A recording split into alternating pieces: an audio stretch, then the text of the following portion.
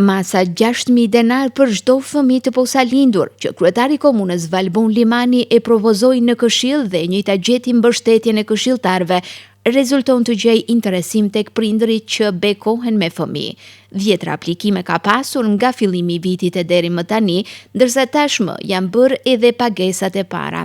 Kështu njofton kryetari i komunës së Gostivarit Valbon Limani, i cili apelon që prindërit e rinj të mos ngurojnë dhe ta shfrytëzojnë këtë masë, sidomos familjet me status të rrezikuar social, për të cilat kjo shumë, edhe pse simbolike, do të ishte një ndihmës e vogël në fillimet e tyre të vështira gjatë përballjes me shpenzimet e larta që kërkon një fëmijë posalindur.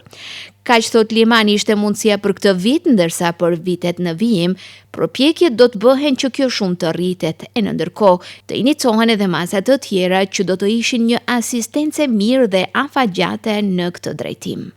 Do të jetë një ndihmë them simbolike, por mbi gjitha për ato familje të cilat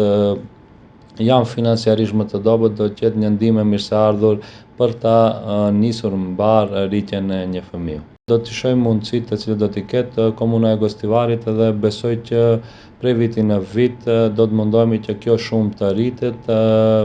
me qëllim të vetëm që ndihma të jetë më serioze për ato familje të cilat me të vërtet kanë nevojë për këtë. Përgjithësi do të shqyrtohen edhe ndonjë masë tjetër, prapë them konfort mundësive financiare të cilat do t'i ketë komuna e Gostivarit, do të shifen edhe disa masa shtesë eventuale sa i përket kësaj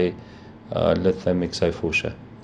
Kujtojmë se nataliteti në Gostivar gjatë vitit që e lam pas për herë të parë pas 15 vitesh ka shënuar rritje. Këtë e bëri të ditur udhëheci i repartit të ginekologjisë në Spitalin e Gostivarit Agim Jakupi në ditën e parë të vitit të ri, kur Valbon Limani vajti për ta vizituar fëmijën e parë të këtij viti që ishte vajzë e për të cilën ai ju dhuroi prindërve vaucher në vlerë prej 30.000 denar.